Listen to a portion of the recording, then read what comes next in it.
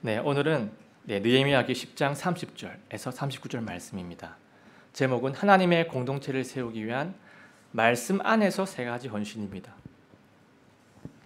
우리는 지난 설교에서요, 그 바빌론 포로에서 대폭귀를 한 유대인들이 하나님하고 새로운 언약을 갱신을 했습니다. 언약을 갱신하고 하나님 중심으로 다시 세워지는 모습을 지난 설교에서 봤습니다. 근데 지난 10장 전체는요, 어떤 내용이 나오냐면 공동체가 하나님 중심으로 세워지는 원리에 대해서 본문에서 뽑았습니다. 첫 번째가 뭐였냐면 하나님이 세우신 리더가 먼저 헌신하는 것. 그 다음에 그 리더의 헌신이 영향력이 쫙 퍼져가지고 모든 구성원의 헌신으로 확장이 되는 것. 그리고 마지막이 모든 하나님 말씀에 헌신하는 것. 이 세 가지 헌신이 공동체를 세웠습니다. 그런데 오늘은요, 이 세 번째 헌신, 모든 하나님 말씀에 헌신하는 것, 이것에 구체적으로 들어가 보도록 하려고 합니다. 왜냐하면 10장 이 30절에서 39절 말씀이 어떤 말씀에 헌신을 하는지 구체적인 내용이 그대로 이렇게 담겨 있기 때문입니다. 오늘 본문을 보시면 구체적으로 중요한 세 가지 헌신, 율법 부분에서 중요한 세 가지 헌신을 이스라엘 백성들이 실천에 옮깁니다. 백성들이 진중하게 맹세를 하고 나서 과연 어떤 헌신들이 이루어졌는지 본문을 통해 한번 살펴보겠습니다. 30절 먼저 가보겠습니다. 그것은 곧 우리가 우리 딸들을 이 땅의 백성에게 주지 아니하고 우리 아들들을 위해 그들의 딸들을 데려오지 아니하며. 자, 지금 이게 무슨 내용입니까? 딸들을 다른 백성에게 안 주고 또 다른 땅에 있는 딸들을 우리한테 안 데려오고 결혼을 얘기하는 겁니다. 결혼. 지금 이스라엘 백성들은요, 자신의 아들, 딸들을 이방 족속하고 결혼을 시키지 않겠다라고 지금 다짐을 하고 있습니다. 하나님 말씀에 헌신하는 첫 번째 헌신이 뭐냐면 이방 족속과 섞이지 않겠다는 맹세입니다. 근데 이 맹세는요, 무슨 인종차별이니 타민족 비하니 그런 차원의 문제가 아닙니다. 이렇게 지금 맹세를 하고 있는 이유는 딱 한 가지입니다. 신앙적인 이유 때문입니다. 다른 이유가 아니에요. 차별 문제, 비하 문제가 아닙니다. 그 당시에 고대 근동에 있는 각 족속들은 자기 신들을 각자 다 섬겼습니다. 예를 들면 가나안 족속들, 어떤 신을 섬깁니까? 바알 신을 섬기고 또 작은 숲들을 섬겼습니다. 바알 신, 작은 숲들은 일명 아세라 신이라고 하죠. 자, 이 바알 신을 섬기는 자들은요, 어떤 일을 했냐면 풍요를 기원하는 의식을 딱 드릴 때 집단으로 성광예를 하는 타락한 죄를 저지릅니다. 자, 그리고 암몬 족속들은 어떤 신을 섬겼냐면 몰렉이라는 신을 섬겼습니다. 암몬 족속들은 이 몰렉 신을 만족시키기 위해 가지고 어떻게 했냐면 자기 자신의 아들, 딸들을 불에 태워가지고 제사를 드리는 그러한 만행을 저지릅니다. 신을 만족시키기 위해서 너무나도 끔찍한 일을 하는 겁니다. 윤리 자체를 파괴하고 해체시키는 일들이죠. 이단이나 우상들은요, 기본적으로 거룩과 떨어져 있습니다. 윤리적으로 해체시키는 이런 일들은 대부분 다 우상들이고 이단들입니다. 그래서 이 유대인들이 이런 우상 숭배자들하고 결혼을 하게 되면 어떻게 되겠습니까? 신앙적으로 엄청난 타격을 받을 수밖에 없습니다. 그래가지고 모세는 가나안 땅에 들어가기 전에 이러한 말씀을 대언했습니다. 신명기 7장 3절과 4절 말씀입니다. 그들과 결혼하지도 말지니 너는 내 딸을 그의 아들에게 주지 말며 네 아들을 위해 그의 딸을 취하지 말지니라. 이는 그들이 네 아들을 벗어가게 하여 나를 따르지 못하게 하므로 내 백성이 다른 신들을 섬길 것이기 때문이니 그러면 주의 분노가 너희를 향해 타올라 갑자기 너를 멸하리라. 이렇게 하나님이 명확하게 말씀하십니다. 이방 족속과 통혼을 하지 마라. 명확합니다. 반론의 여지가 없습니다. 그런데 이스라엘 백성들은요, 지금까지 공공연히 통혼을 해왔습니다. 이 결혼 부분에서 불순종을 한 겁니다. 특히 왕들이 더 그랬습니다. 왕들이 그랬으니까 더 이상 할 말이 없는 거죠. 솔로몬 왕이 그 대표적인 예입니다. 솔로몬 왕. 솔로몬은 어떻습니까? 하나님께 엄청난 사랑을 받고 하나님의 최고의 축복을 다 받았습니다. 그리고 귀하게 쓰임도 받았어요. 그런데 이방 여자들하고 정략 결혼을 했는데 그것이 하나님과의 관계에서 가장 큰 패착이었습니다. 통혼은요, 영적 간음으로 가는 지름길입니다. 영적 간음은 하나님과의 관계에서 가장 큰 죄입니다. 가장 큰 죄예요. 부부 사이를 보면 이해가 될 겁니다. 부부 사이에서 다른 건 다 이해할 수 있어도 치약을 짤 때 중간부터 짜도 그것도 괜찮고, 소변 볼 때 남자들 조금 변기에 튀겨도 이해할 수 있습니다. 양말 뒤집어서 세탁기에 넣는 거 이해할 수 있어요. 그런데 외도는 절대 참지 못하겠다. 바람 피우고 있는 제 배우자와는 도저히 살 수가 없다. 이 마인드가 우리의 일반적인 생각입니다. 우리는 왜 이런 생각이 들겠습니까? 왜 이런 생각이 들까요? 인간도 근본적으로 하나님의 형상을 가지고 있기 때문입니다. 여러분, 동물들은 전혀 안 그렇습니다. 동물들은요, 아주 자유롭습니다. 동물의 왕국, 장수 프로그램이죠. 동물의 왕국을 아무리 많이 봐도 상대방이 바람 피웠다고 상대방의 따귀를 때리는 장면을 한 번도 본 적이 없습니다. 상대방이 바람 피웠다고. 오히려 암컷 한 마리를 두고 수컷들이 차지하려고 싸움을 하지, 네가 날 배신했다고, 정절을 안 지켰다고 싸움을 하는 장면은 본 적이 없습니다. 인간만 그러합니다. 우리 부부 사이에서 간음은 관계 부분에서 가장 큰 치명상을 입히는 그런 죄입니다. 우리 성경은요, 유대인뿐만 아니라 우리 신약교회 성도들도 같은 신앙을 가진 자와 결혼하기를 권면을 하고 있습니다. 한번 보겠습니다. 고린도후서 6장 14절 15절을 보겠습니다. 너희는 믿지 않는 자들과 공평하지 않게 멍에를 같이 매지 말라. 의가 불의와 무슨 사귐을 갖겠느냐? 빛이 어둠과 무슨 친교를 나누겠느냐? 그리스도가 벨리알과 무슨 일치를 보겠느냐? 혹은 믿은 자가 믿지 않는 자와 무슨 몫을 나누겠느냐? 자, 이 구절은요, 믿는 자와 믿지 않는 자가 결국에 충분한 교제 관계를 가질 수가 없다는 것을 말씀하고 있습니다. 근본적으로 그럴 수가 없다는 거죠. 영이 다르기 때문에. 존중하고 사랑하는 마음을 가지고 교제는 어떻게 할 수는 있지만요, 본질적인 부분까지 그 교제 속으로 들어가기가 힘들다는 겁니다.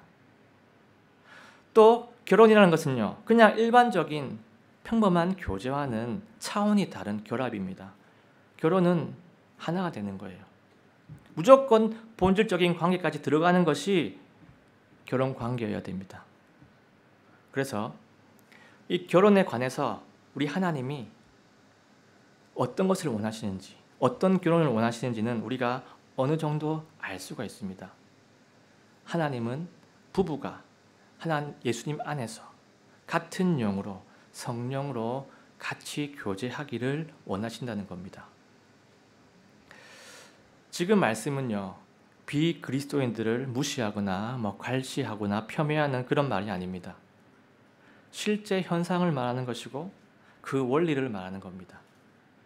그리고 이 원리는 오히려 결혼할 두 사람이 진짜 행복할 수 있도록 하기 위해서 하나님이 세우신 원리입니다.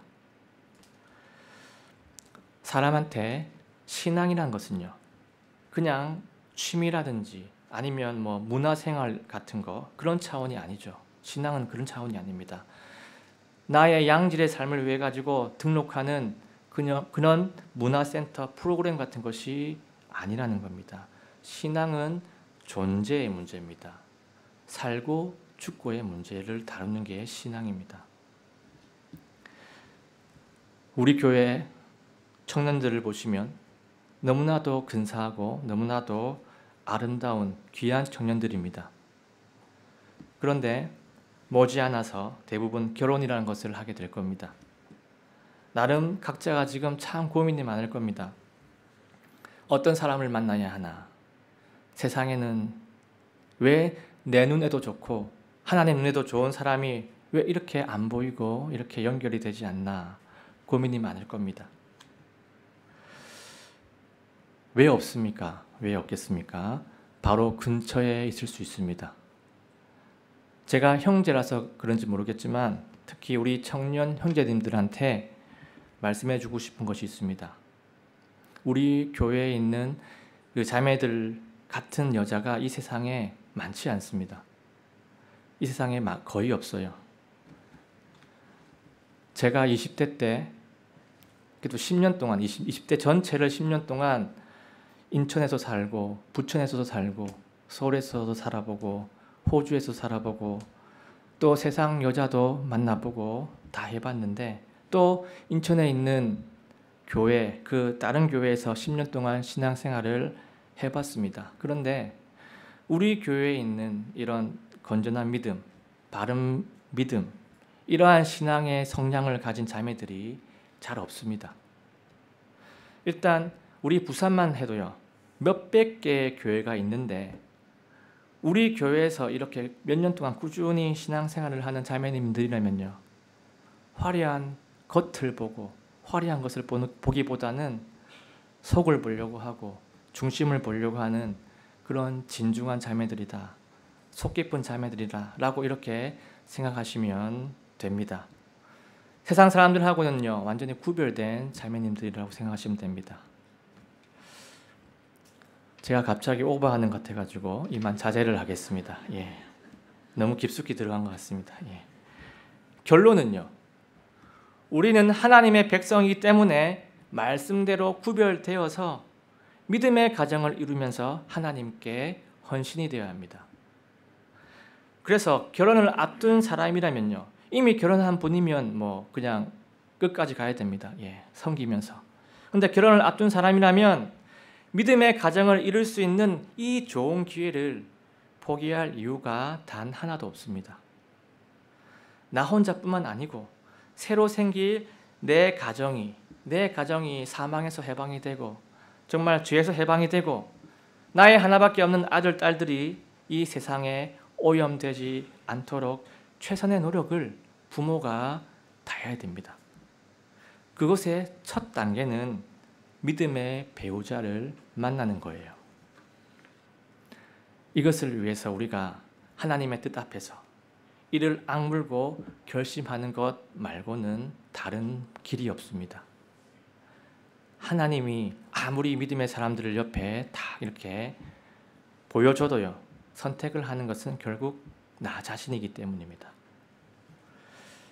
그래서 하나님의 공동체를 위해서 헌신해야 하는 첫 번째는요, 성별된 거룩한 가족이 되는 것에 헌신하는 겁니다. 자, 그리고 이스라엘 백성들은 또 하나의 헌신을 합니다. 그게 뭐냐면요, 안식일 율법을 지키는 것입니다. 한번 보겠습니다. 31절입니다.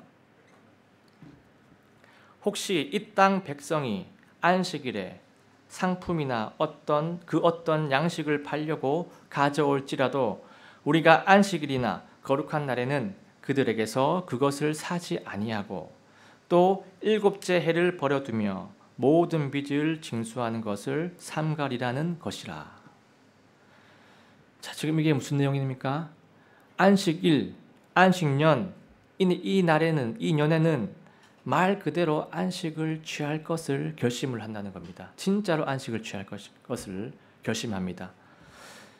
이 안식일 율법은요, 고대 근동 국가에서 오직 히브리인들만 가지고 있는 독특한 율법입니다. 이게 역사학적으로 그래요. 고대 근동 국가들의 법들을 딱 보면 이 십계명하고 비슷한 법들이 다른 민족들, 고대 근동 국가의 법에도요, 십계명과 비슷한 내용들이 있습니다. 그런데 안식일하고 유일신 계명, 이 두 가지는 오직 이스라엘만이 가지고 있는 율법입니다. 왜일까요? 이 두 가지가 왜 딱 구별이 될까요? 왜냐하면요, 안식일과 이 유일신 계명은 창조와 관련된 율법이기 때문입니다. 자기 신이 이 세상을 창조했다라는 개념은 오직 이 유대교, 그 당시 유대교, 오직 이스라엘에게만 있는 신앙이었습니다. 안식일은 이 창조 질서의 뿌리가 있습니다. 하나님도 6일 동안 만물을 딱 창조하시고 마지막 7일째 안식을 하셨습니다. 사람도 6일 동안 열심히 일을 하고 마지막 7일째 구별해서 쉬게 됩니다. 이것이 하나님을 닮는 거고, 이것이 하나님의 형상대로라는 그 말 중에 하나입니다. 우리 아버지의 원리가 그렇습니다. 또 안식년은 또 어떻습니까? 안식년, 안식일의 연장선이에요. 안식년은 이스라엘은 7년마다 한 번, 7년마다 농사를 짓지 않고 땅을 쉬게 해야 했습니다. 왜냐하면요, 땅도 하나님의 원리대로 다 땅도 디자인이 되어 있기 때문입니다. 땅도 그렇게 해야 돼요. 그런데 여러분, 우리 교회 농사를 지으시는 분도 계시지만 농경사회에서 딱 1년을 통째로 쉬는 것이 얼마나 큰 부담감이 있는지, 얼마나 큰 위험인지 그는 다 아실 겁니다. 누가 여러분들한테, 가게를 하고 계시는 분들은 1년 동안 가게를 쉬어라, 회사를 다니시는 분들한테는 1년 동안 회사를 쉬어라 라고 말씀한다면 누가 감히 그럴 수가 있겠습니까? 물론 하나님은 그런 강압적인 그렇게 한 게 아니고, 하나님은 안식년 바로 직전에 그 해에 몇 배의 소출을 주겠다라고 약속은 하셨습니다. 그렇다고 해서 사람이 욕심이라는 게 있는데 안식년에 안 쉬고 조금이라도 이 농사를 하게 되면 뭔가를 더 쌓을 수가 있는데 그것을 포기한다는 것은요, 결코 쉬운 일이 아닙니다. 안식년을 지킨다는 것은요, 나의 먹고 사는 문제를 전적으로 주님께 맡긴다는 100% 믿음이 있어야만 지킬 수 있는 율법입니다. 그리고 안식년에는요, 빚진 자들, 빚을 모두 탕감해 줘야 됐어요. 이것도 참 본인한테 힘든 거죠. 그래가지고 약자들이 새로운 출발을 할 수 있도록 은혜를 베푸셨고, 또 빚을 탕감해 준 자들한테는 하나님께서 큰 축복을 약속해 주셨습니다. 한번 보겠습니다. 신명기 15장 1절 4절입니다. 매 7년 끝에 너는 면제할지니라. 빚을 면제하는 거죠. 너희 가운데 가난한 자가 없을 때를 제외하고는 그리하라. 이는 주 내 하나님께서 내게 상속재산으로 주사 소유하게 하시는 땅에서 주께서 내게 큰 복을 주실 것이기 때문이니. 빚을 탕감하게 해준 자한테는 큰 복을 주신다고 지금 약속을 하고 계십니다. 결국에 안식년, 이게 무슨 의미입니까? 안식년의 의미. 나의 생사를 책임지시는 분도 하나님이시고, 약자를 돌보시는 분도 하나님이시고, 축복을 주시는 분도 하나님이시라는 것을 알게 해주는 하나님의 큰 율법입니다. 자, 그러면 여러분, 이스라엘이 안식일과 안식년을 그동안 잘 지켜왔을까요? 성경 기록은 그러지 않았음을 보여주고 있습니다. 그동안 수많은 대언자들이 안식일을 거룩히 지키라고 계속 외쳐왔고요. 또 안식년도 계속 지키라고 계속 대언해 왔습니다. 이게 무슨 말입니까? 거의 다 안 지켜지고 있기 때문에 계속 이렇게 대언자들이 하나님을 통해서 이렇게 그 말씀을 선포하는 겁니다. 거의 다 안 지켜졌어요. 여러분, 이스라엘이 바빌론 포로에 끌려간 이유가 무엇인지 아십니까? 하나님에 대한 그 수많은 끊임없는 불순종이 이유였지만 그 중에서 안식년 율법을 어긴 것이 큰 몫을 차지했습니다. 그걸 어떻게 알 수가 있을까요? 그거를 여러분, 바빌론 포로 기간이 몇 년입니까? 몇 년인지 70년입니다. 왜 70년이셨는지 알고 계십니까? 왜 70년인지. 포로가 되고 나서 70년이 지나서야 이스라엘 백성들이 제대로 회개를 하고 돌이키고 정신을 차린 것도 맞지만 똑같이 일치해가지고 이스라엘 백성이 가나안 땅으로 들어온 이후로 안식년을 지키지 않은 횟수가 70번. 70번이기 때문에 몇 년입니까? 총 70년. 70년의 안식년을 강제로 가지게 한 하나님의 뼈 있는 심판이 바로 바빌론 포로 기간이었습니다. 하나님은 바빌론 포로가 되기 전에 70년의 안식을 내가 강제로 줄 것이라고 이미 말씀을 하셨습니다. 이미 예언을 하셨어요. 예레미야 대언자를 통해서 대언을 하셨습니다. 그런데 이 대언을 딱 듣고도 돌이키지 않은 이스라엘 백성이었습니다.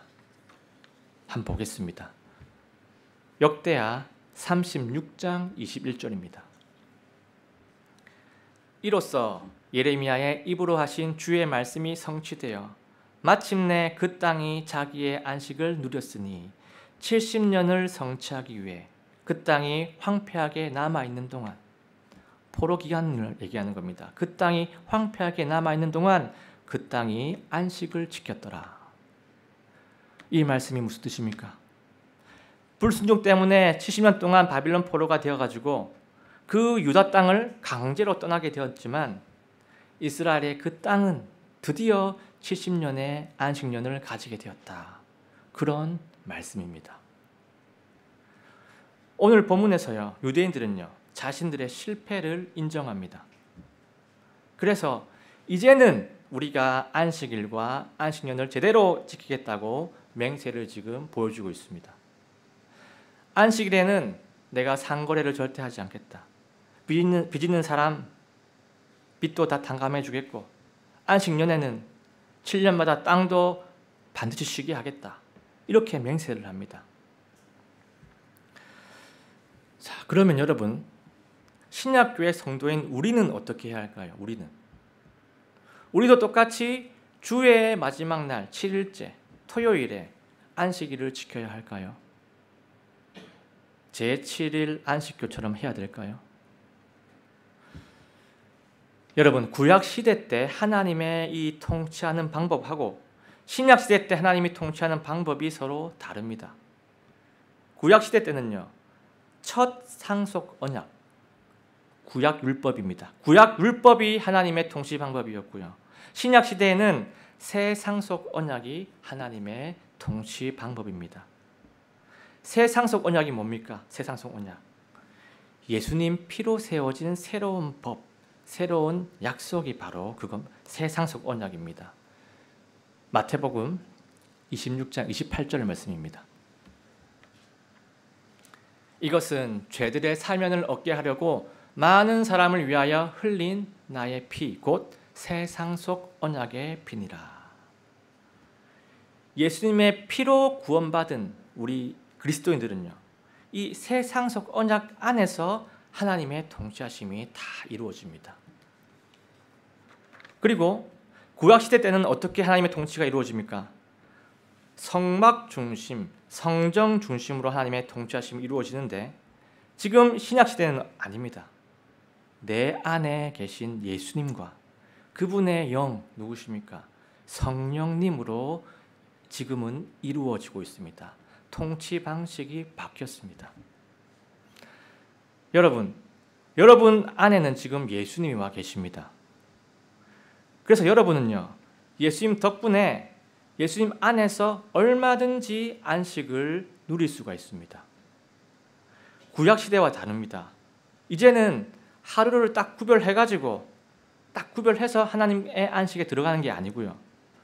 매일매일 예수님과 교제함으로 시시때때로 예수 그리스도의 안식 안에 머무를 수가 있습니다. 시시때때로 이 주어지는 말씀 매일매일 보면서 주의 말씀을 취할 수가 있습니다. 이것은 구약시대에 비하면요, 정말 기적과도 같은 은혜고 정말 놀라운 하나님의 축복입니다. 여러분, 이 축복이 언제부터 시작이 되었습니까? 그 시작이 언제인지 아십니까? 예수님이 부활하셨을 때, 십자가에 피 흘려 죽으시고 부활하셨을 때, 그때부터 우리는요, 예수 그리스도의 안식 안에 머무를 수가 있습니다. 예수님 품에서, 왕이신 예수님 품에서 안식을 누릴 수가 있어요. 그래서 이 예수님이 부활하신 그 주일날을 시작으로 해서 우리의 안식의 개념이 완전히 바뀐 겁니다. 매일매일 그때부터 예수님 안식을 누릴 수가 있습니다. 그래서 이 중요한 시작에, 이 출발에 감사하고 이 출발을 귀하게 여기는 마음으로 주일날 이렇게 우리가 다 함께 이곳에 모여서 서로 교제도 하고 그리고 다 함께 이렇게 하나님께 예배를 드리고 있는 겁니다. 매일의 안식을 누리게 된 한 주의 첫날을 하나님께 드리는 겁니다. 그래서 우리는요, 이렇게 다 함께 모여가지고 주일 예배를 드리는 것, 이것을 뜻깊게 여겨야 되고 이 주일 예배를 귀하게 여겨야 합니다.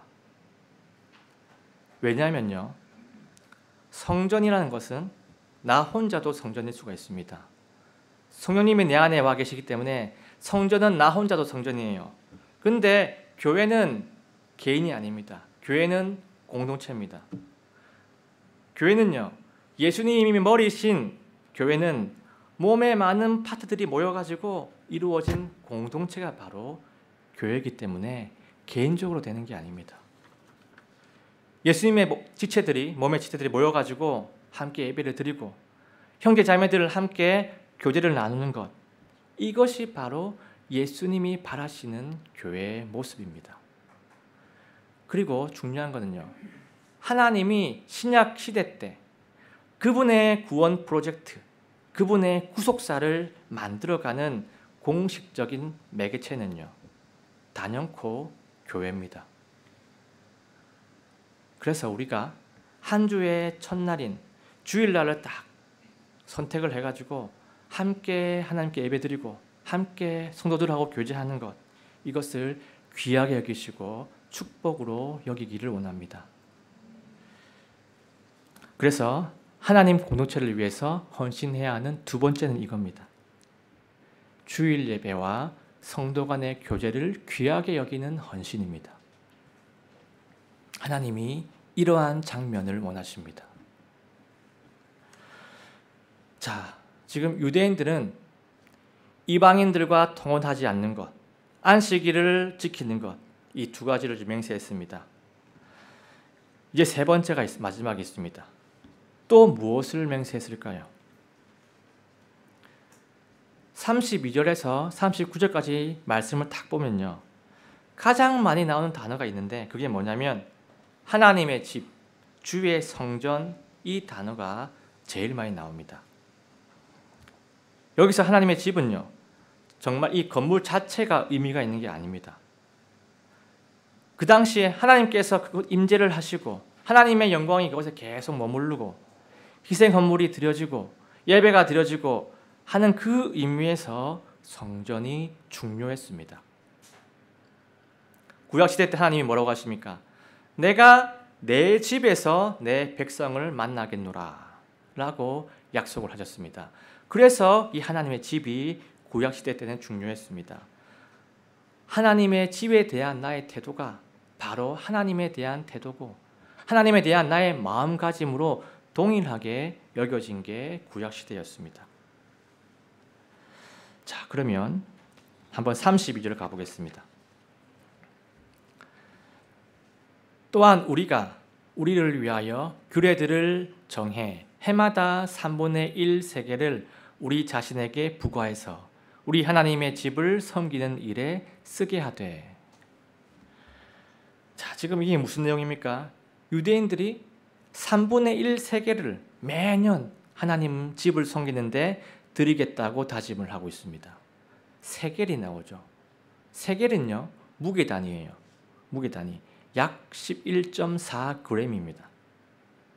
근데 이 구절에서 세겔은 그냥 무게단위가 아니고 은 1세겔, 은 세겔을 얘기합니다. 그러니까 은 1세겔은 은 약 11.4g인데 지금 본문에서 보면 3분의 1세겔이니까 은 3.8g을 말하고 있습니다. 은 3.8g을 매년 하나님 집에 이렇게 헌신을 했습니다.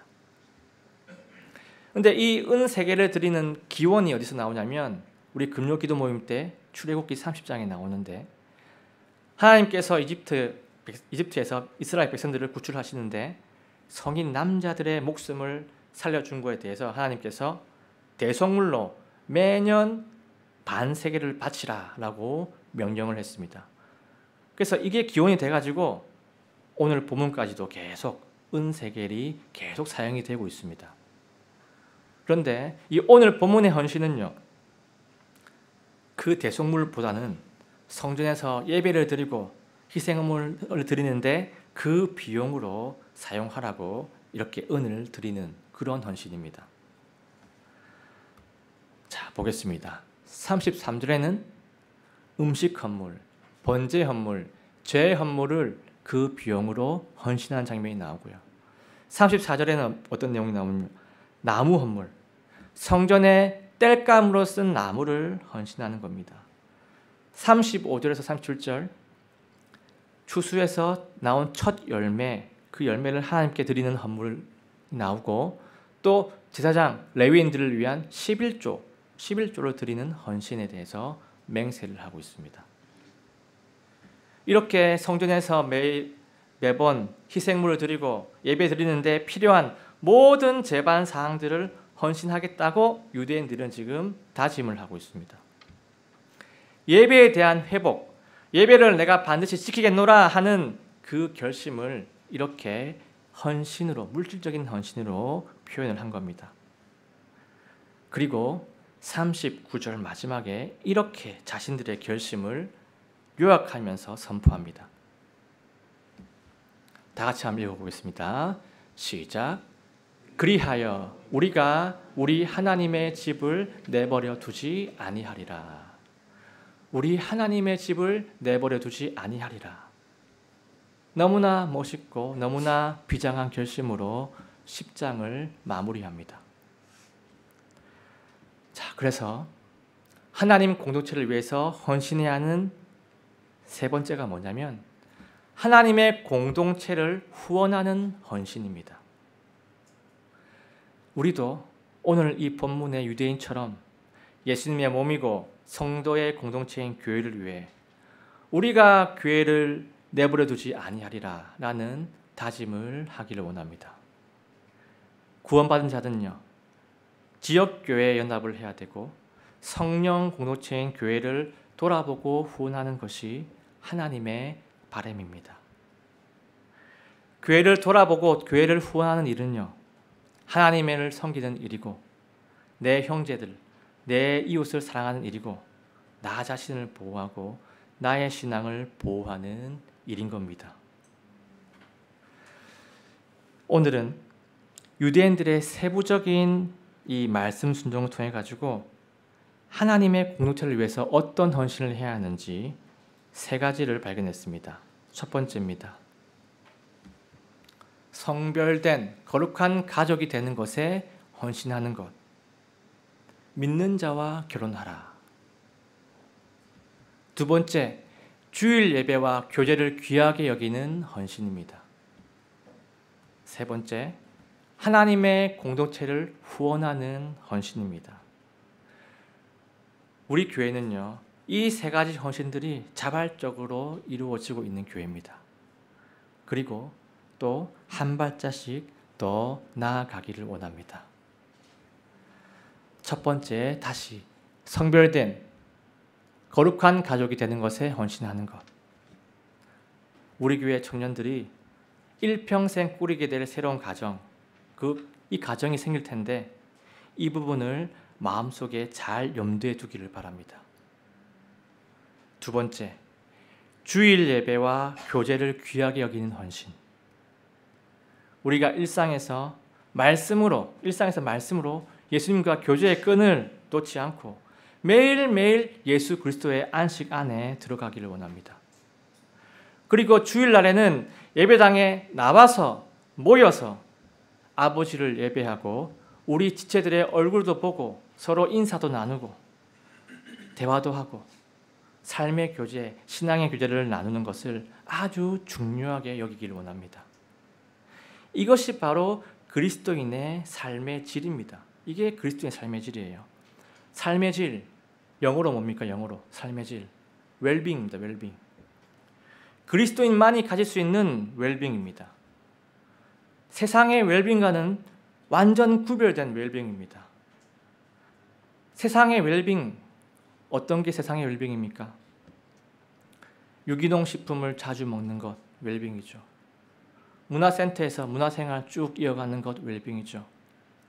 양질의 취미생활, 고상한 취미를 가지는 것, 웰빙입니다. 주말마다 교회가 아니고 교외에 나가서 가족들과 즐거운 야외 활동하는 것이, 그러한 생활을 풍성히 여기는 것이 웰빙이죠.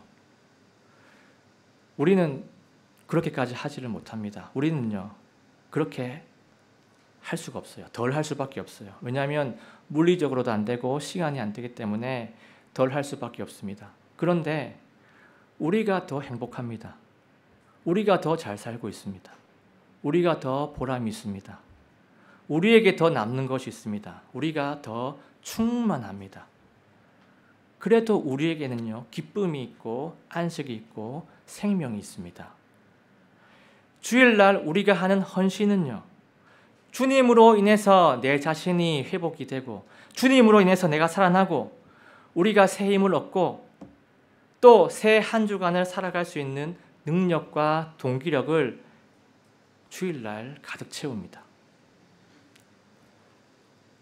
하지만 주말 동안에 세상 사람들이 하는 웰빙은요, 참 즐거운 시간 다 보내고 와서 일요일 저녁에 해가 저무는 것을 막 바라볼 때 그들의 마음은 우리와는 다를 겁니다. 좋은 주말, 좋은 시간 이제 다 끝났구나. 새 한 주가 왔구나. 휴, 걱정되네. 바로 한숨이 푹 내쉴 겁니다. 그리고 터벅터벅이 그들의 마음일 겁니다. 공허함과 아쉬움만 남아있을 겁니다. 여러분, 하나님 앞에서 헌신은요, 소진이 아니에요. 내 것을 다 써버리는 것이 헌신이 아닙니다. 하나님이 나에게 주신 것을 사용하는 것이 헌신이고, 그리고 또다시 주님의 것으로 다시 채우는 것이 바로 헌신입니다. 우리가 사망에서 벗어나고 사탄의 종에서 해방이 되고 영원한 생명을 얻고 영원한 안식을 누릴 수 있는 것이 무엇 때문입니까? 오직 예수 그리스도의 십자가 헌신 때문입니다. 예수 그리스도의 헌신으로 우리는요, 금빛 미래의 천국을 보장을 받았습니다. 그렇다고 해서 예수님의 헌신인 그 헌신한 이후에 어떻게 됐습니까? 예수님이 헌신하고 나서 다 소진되고 다 버려지고 망가지고 사라져 버렸습니까? 그게 아니죠. 예수님의 헌신은 부활로 바뀌었습니다. 예수님의 헌신은 하늘 왕자의 승천으로 바뀌었습니다. 예수님의 헌신은요, 만물 중에 가장 뛰어난 존재, 만물의 왕이 되는 그런 승화가 되었습니다. 헌신이 바로 승리로 승화가 된 겁니다. 이것이 바로 헌신의 원리입니다.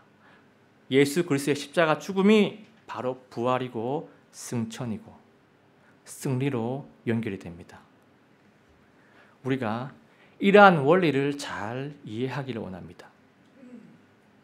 그래서 나의 창조주가 되시고 나의 구원자가 되시는 나의 하나님, 나의 예수님 뜻에 잘 헌신하셔서 부활의 승리로 가득 찬 이번 한 주간이 되시기를 예수님의 이름으로 간절하게 소원합니다.